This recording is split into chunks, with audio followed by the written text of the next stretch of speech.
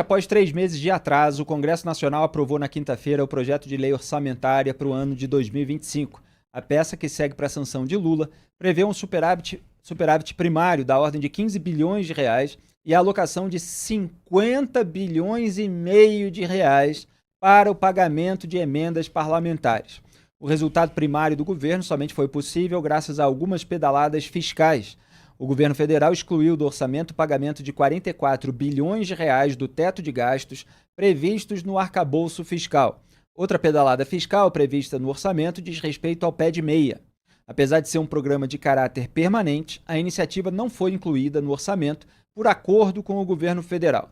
O Planalto prometeu encaminhar um projeto de lei complementar para regulamentar o pagamento do programa, que hoje é custeado por um fundo de custeio da poupança de incentivo à permanência e conclusão escolar para estudantes do ensino médio, o FIPEM. O presidente do Congresso, Davi Alcolumbre, eleito com votos de lulistas e bolsonaristas, sempre bom lembrar, celebrou a aprovação do orçamento. Esse programa é tão generoso que vai colocar o vídeo do Alcolumbre. Pode soltar. Eu quero engrandecer, na minha condição, o papel do parlamento brasileiro. Fortalecer o parlamento brasileiro é fortalecer a democracia. Dar a autonomia e a autoridade de deputados e deputadas, senadoras e senadoras, para construir a peça mais importante do Estado brasileiro, que é o orçamento, é fundamental para colocarmos os olhares de um país gigante, como disse ainda há pouco, com muitas diferenças regionais, com discriminações regionais, com diferenças sociais de um abismo que faz com que estados brasileiros sofram hoje do ponto de vista da desigualdade social e regional. E só quem pode diminuir essas desigualdades é a Casa do Povo, é a Casa da Federação, que com um olhar atento às demandas da sociedade, novamente, nos rincões de um país de dimensões continentais como o Brasil, pode de fato e concretamente mudar a vida das pessoas aonde elas estão. Muito obrigado ao Parlamento brasileiro, muito obrigado aos deputados e deputadas, muito obrigado aos senadores e senadoras.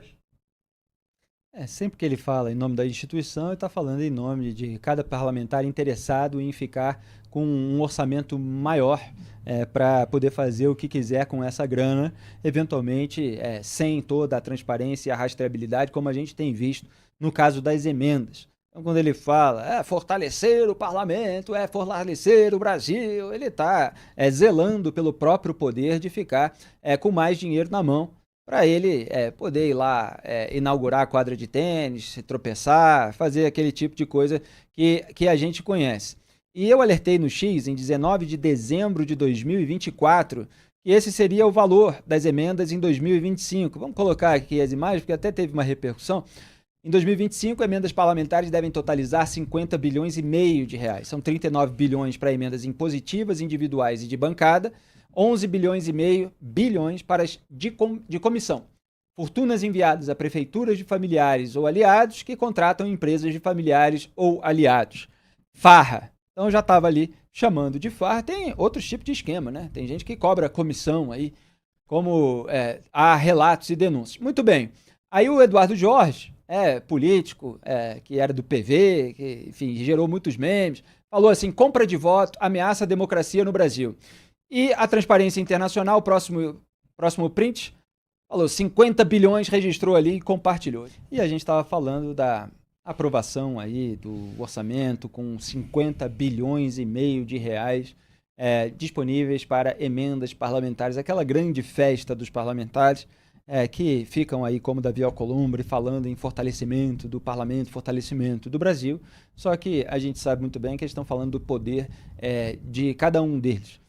Porque essas emendas são distribuídas sem transparência, sem rastreabilidade, mesmo depois de uma tutelada do STF, que começou com a então ministra Rosa Weber, depois aposentada, e se estendeu para o caso do Flávio Dino, não pelos motivos certos, mas porque é aliado do Lula, e o Lula quer mais controle sobre o Congresso. E mesmo depois disso, a gente viu na semana passada como ainda há margens para a obscuridade, por exemplo, no caso das emendas de comissão, sobre o qual a gente já aprofundou bastante aqui, quando entrevistou no fim do ano, por exemplo, a deputada federal Adriana Ventura, do Partido Novo, e falou que as comissões estavam sendo utilizadas como laranja. Quer dizer, você finge que aquela destinação, aquela distribuição do dinheiro, ela é resultante de um debate na comissão, que tem esse nome justamente para promover uma discussão sobre determinado fim de uma verba orçamentária, e, no entanto, ela já está pré-destinada por decisão de líderes políticos, partidários, que muitas vezes não aparecem como indicadores da liberação daquela verba. Então, se depois resulta um escândalo, todo mundo sai de fininho. Duda Teixeira. Esse projeto agora do Congresso, ele aparentou que consertou os problemas sem consertar nada, né? O Flávio Dino, de fato, no ano passado, suspende as emendas, aí tem essa grande negociação que acaba num acordão, e aí eles acabam alterando. A gente tinha antes aquelas emendas de relatoras, de comissão, como você citou, e aí eles mudam isso, viram emendas dos líderes e de bancadas, né? Mas no final o problema de fundo persiste, né? A gente continua sem saber quem que é o patrocinador dessas emendas, e elas são distribuídas sem critério de política pública, né? São distribuídas para abastecer curral eleitoral. E o interessante desse discurso, do vídeo que a gente mostrou do Davi Alcolumbre, é que ele aparece do lado do Randolph Rodrigues, né? Que fez aí esse projeto, toda essa negociação do orçamento. E os dois são do mesmo estado, que é o Amapá.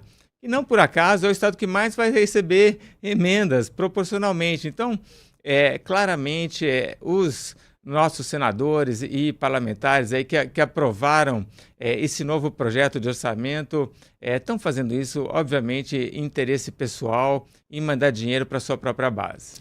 Exatamente. Aliás, falamos disso ontem, né? De como esse projeto que foi aprovado, ele beneficia o Davi Alcolumbre, presidente do Senado. Ricardo Kertzmann. Olha, é a completa subversão dos papéis dos poderes. Porque ao legislativo não cabe executar o orçamento, não cabe executar programas de governo. Isso é tarefa do poder executivo. E o que vem ocorrendo de forma indiscriminada, já há 10 anos pelo menos, é um aumento absurdo dessas tais emendas parlamentares. Em 2015, Felipe, o valor total beirava os 5 bilhões de reais. Agora a gente está falando em mais de 50 bilhões de reais. Eu escrevi uma coluna hoje à tarde no Antagonista, mostrando que isso equivale a mais que o dinheiro que 32 ministérios, 32 dos 38 ministérios do governo federal recebem. Só dessas emendas de comissão que vocês acabaram de falar, são 11 bilhões de reais, ou seja, 20% desse dinheiro monumental. Desses 11%, desses 11 bilhões, o PL, o Partido Liberal, o partido do presidente Jair Bolsonaro, ele sozinho abocanha 5 bilhões de reais. É mais do que o dinheiro destinado à Embrapa, empresa brasileira de pesquisa agropecuária, que é reconhecida no mundo inteiro e uma empresa importantíssima para o agronegócio. É mais do que o dinheiro que o Banco Central recebe, que a ANEEL recebe. Se você somar, Felipe, duas pastas importantíssimas, a Ministério dos Transportes e o Ministério da Justiça, o valor juntos dessas duas pastas, desses dois ministérios, dão mais ou menos o equivalente a essas emendas parlamentares. Esse dinheiro, essa montanha de dinheiro, além de ser indevida, porque, repito, não é papel do Congresso executar orçamento, além disso, ele vem sendo utilizado cada vez mais de forma indevida, porque acaba servindo para superfaturamentos, acaba servindo para financiamentos ilegais de campanha. Esse dinheiro, muitas vezes, é utilizado indevidamente com esse propósito, para compra de voto, como foi dito. Então, assim, isso tem que ter um freio. Agora, para ter um freio, precisava de um presidente ter força política e popular suficiente para poder vetar, para não sancionar. Mas, diante de tudo que a gente tem visto nas últimas pesquisas, eu duvido que o presidente Lula vai ter coragem. E eles fingem que todo esse dinheiro é em benefício da população. Conversa fiada.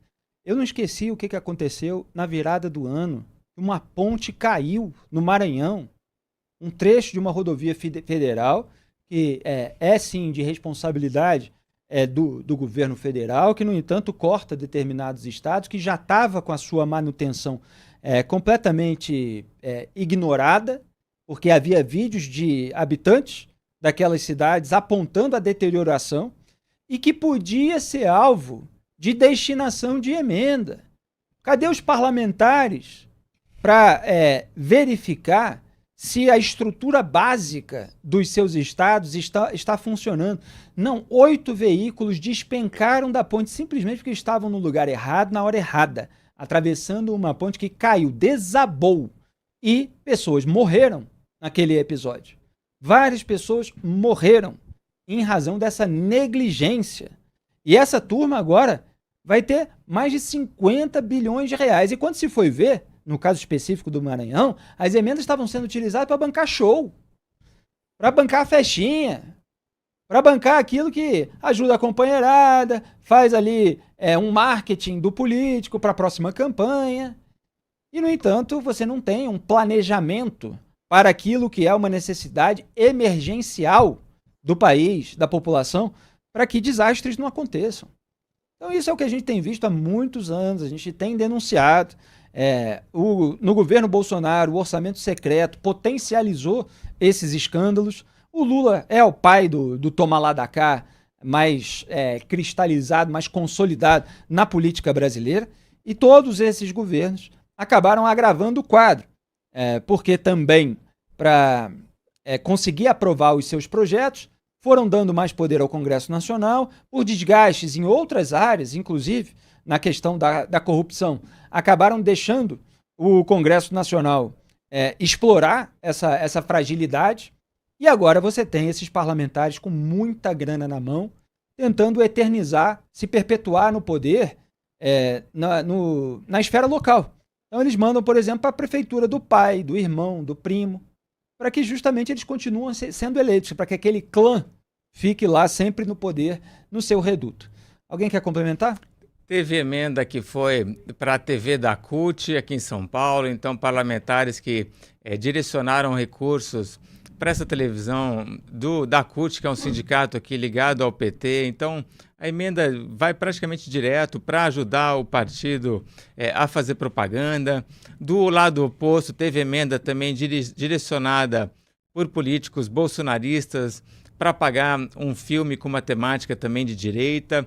Então, os dois lados também usam essas emendas. Exato. Você citou os shows aqui de músicas, mas para fazer propaganda do partido, de si mesmos ou da causa dele, o que não tem nada a ver com orçamento público. E ainda tem a cara de pau de ficar falando aí da desigualdade.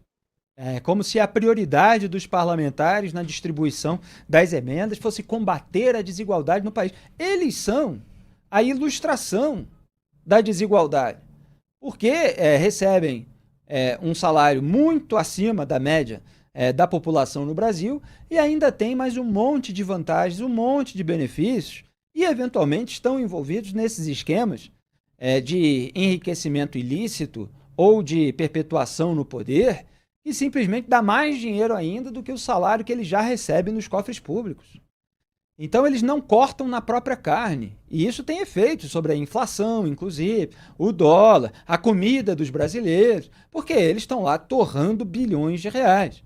Então, a gente critica aqui o governo que faz isso e a gente critica também o poder legislativo e o judiciário.